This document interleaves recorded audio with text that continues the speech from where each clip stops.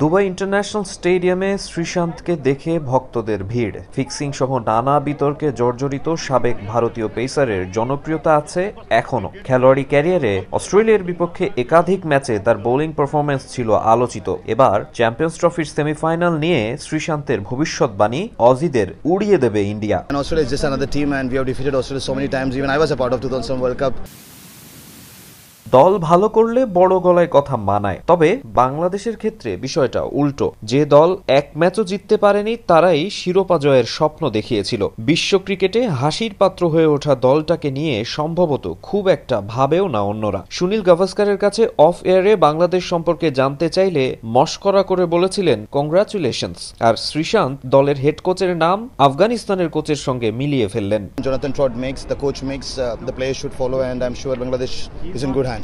আফগানরা যেভাবে খেলছে তাতে ট্রট বাহবা পাবেনি। ইংলিশ কোচের প্ল্যান মাঠে এক্সিকিউট করছেন ক্রিকেটাররা, দায়িত্বশীল পারফরমেন্স উপহার দিচ্ছেন অভিজ্ঞরা। কিন্তু বাংলাদেশের চিত্র ভিন্ন। মুশফিক ফর্মে নেই অনেকদিন, গুরুত্বপূর্ণ ম্যাচে দায়িত্ব নিতে না পারায় সমালোচিত মাহমুদুল্লাহ। সিনিয়রদের ন্যাশনাল টিমে ক্যারি করার যৌক্তিকতা প্রসঙ্গে প্রশ্ন করলে সবকিছু কোচ টিম ম্যানেজমেন্টের প্ল্যান বলে এড়িয়ে যান শ্রীশান্ত। তবে সাকিব আল হাসানকে নিয়ে আলাদা উত্তর তার। আবুধাবি টি10 লিগে বাংলা টাইগার্সের মেন্টর হিসেবে কাজ করেছেন শ্রীশান্ত। সে সময় দলটার অধিনায়ক ছিলেন সাকিব। বাংলাদেশের ইতিহাসের সেরা অলরাউন্ডার সাকিব আল হাসান র্যাঙ্কিং এর শীর্ষে ছিল দীর্ঘ সময়। আবার যদি সে খেলার সুযোগ পায় বাংলাদেশকে আরো অনেক ম্যাচ জেতাবে। গেল কয়েক বছরে তাসকিন, নাহিদ রানা, মুস্তাফিজদের নিয়ে গড়া টাইগার পেস ইউনিটেরও প্রশংসা করেন এক্স ইন্ডিয়ান ফাস্ট বোলার। তারা অনেক ভালো করছে। ভারত বাদে অন্য দলের বিপক্ষে সবসময় ভালো করুক, এই শুভকামনা রইল।